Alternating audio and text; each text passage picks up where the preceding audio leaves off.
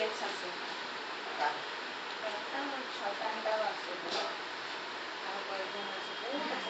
বমি কোনোদিন হয় না আমার বহুত গ্যাস হলে আমার কিন্তু বমি হয় আসলে কথাটা কি কাউকে পুরোটা মতো